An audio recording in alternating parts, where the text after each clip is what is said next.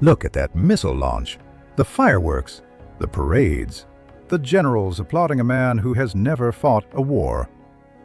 I have seen this before, not on a screen, on a battlefield. In the smoke of 1,000 fires, watching generals confuse the appearance of power with power itself. North Korea has nuclear weapons. Everyone knows it. Everyone fears it.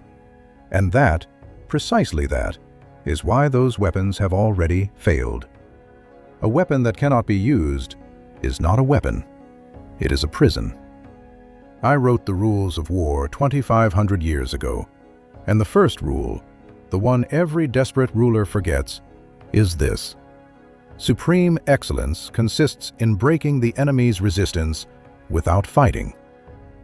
Kim Jong-un built the most expensive cage in human history, and he locked himself inside it. What you are about to hear, no news channel will explain, because they are watching the missile.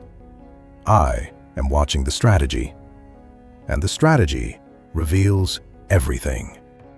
Subscribe, because what comes next will change how you see every threat, every bluff, and every show of force forever. Let me show you the board. North Korea, a nation of 26 million people, where the average soldier consumes fewer calories per day than a prisoner in most of the world. An economy smaller than the city of Birmingham, England. A GDP that would not rank among the top 100 companies on the S&P 500. And yet, nuclear warheads, intercontinental ballistic missiles, a program that has cost, by conservative estimates, between $1.1 and $3.8 billion per year for decades. In a country where people eat grass to survive, this is not strength. This is a general who sold his army's food to buy a sword he can never draw. Here is what actually happened. After the Korean War, a war that ended in stalemate, not victory, the Kim dynasty faced an existential problem.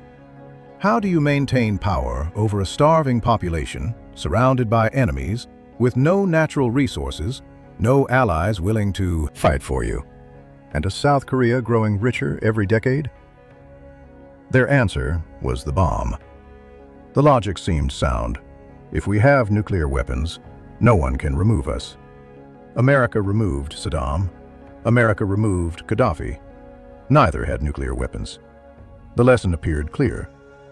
So Pyongyang sacrificed everything: food, infrastructure, international trade, diplomatic relationships, to build the ultimate deterrent.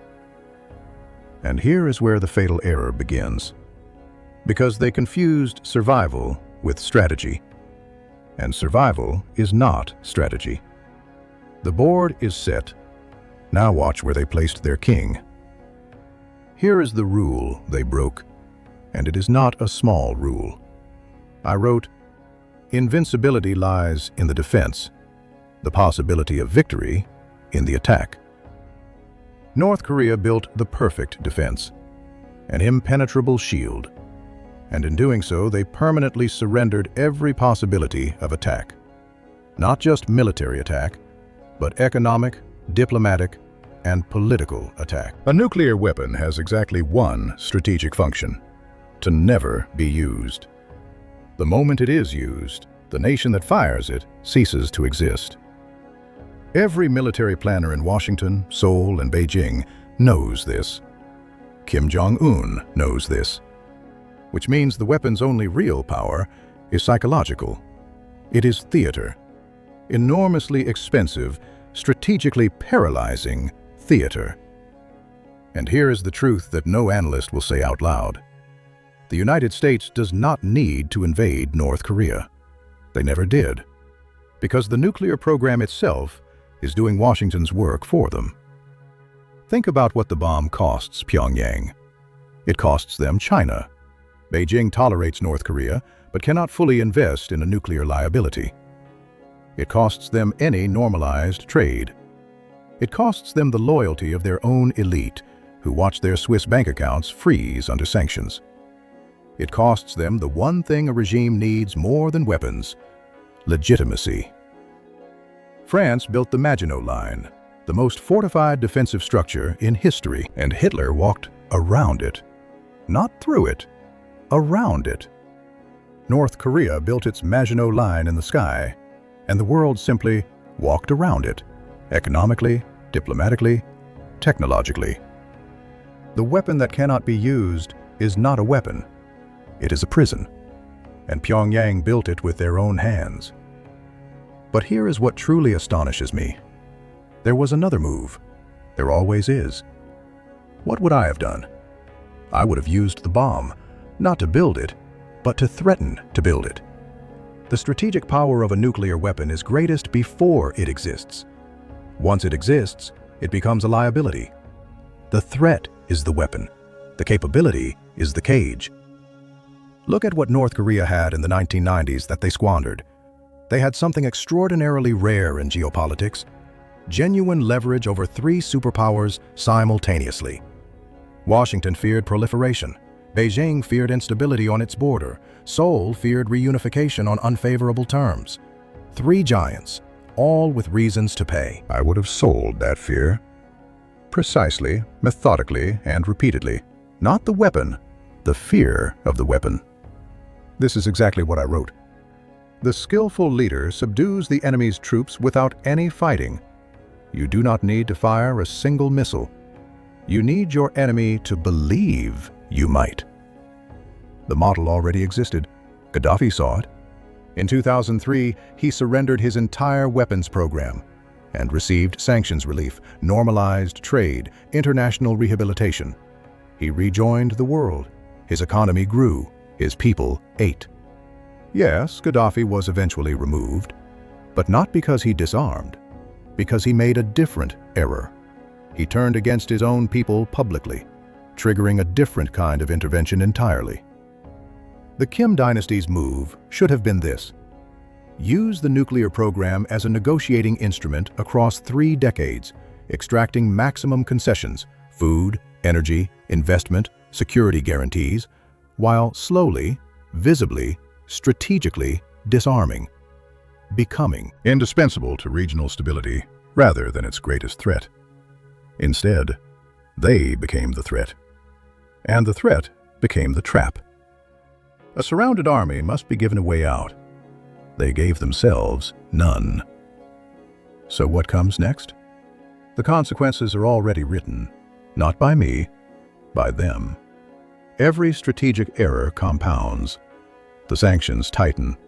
The elite defect in silence, not dramatically, but steadily, the way water erodes stone. South Korea's economy is now roughly 50 times larger than the North's.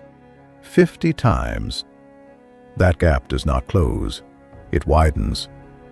China grows increasingly impatient with a neighbor that destabilizes the one region Beijing needs calm to pursue its real objectives in Taiwan and the South China Sea. North Korea is not an ally to Beijing. It is a hostage situation Beijing never agreed to host.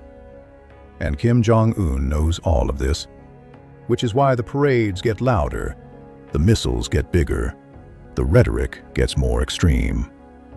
This is not confidence. I have seen this before. In 100 generals, in 100 courts, in 100 dynasties approaching their final chapter. When a ruler performs power instead of exercising it, the performance is the confession. The regime will not end with a missile.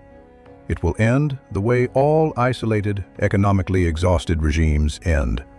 From within, quietly, unexpectedly, and then all at once. Now, the lesson for you.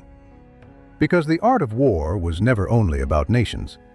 How many times have you invested everything in a defense, a position, an argument, an identity, that protected you so completely it also imprisoned you?